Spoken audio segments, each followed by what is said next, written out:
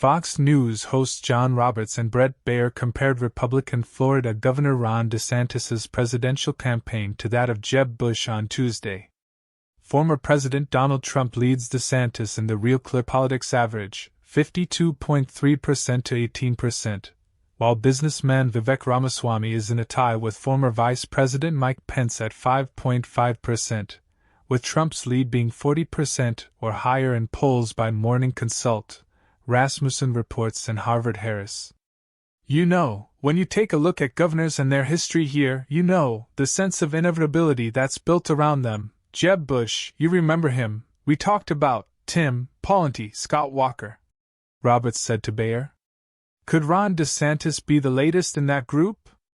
Roberts asked, noting the layoffs from the DeSantis campaign and citing 3 governors or former governors whose presidential campaigns faded relatively quickly in the 2012 and 2016 Republican primaries.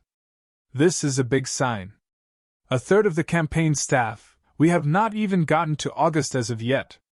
There were real concerns by big donors, we were told, of the spending, the burn rate, and they were spending a lot of money but not getting a lot of bang for their buck.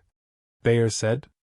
He is trailing in every poll by 20, 30, sometimes 40 points, depending on the poll, depending on the state, and you just haven't seen the traction for the guy that was supposed to be the guy.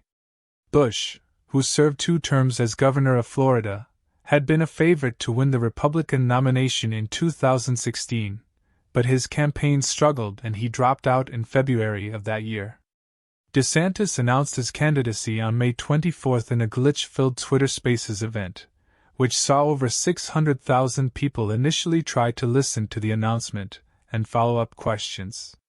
DeSantis won the 2022 Florida gubernatorial election in a landslide, defeating former Democratic Representative Charlie Crist.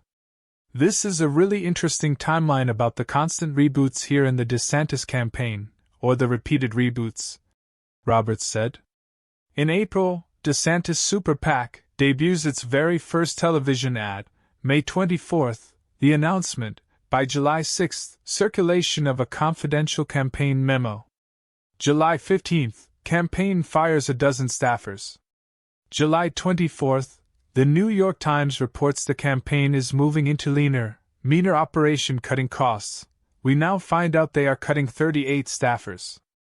DeSantis says he's going to hold smaller-scale events in earlier states and engage more with the mainstream media, which would dovetail into the idea you've got this interview with him coming up Monday in New Hampshire. But that's an awful lot of trouble for a campaign that's barely 2 months old. Roberts continued. DeSantis did not immediately respond to a request for comment from the Daily Caller News Foundation.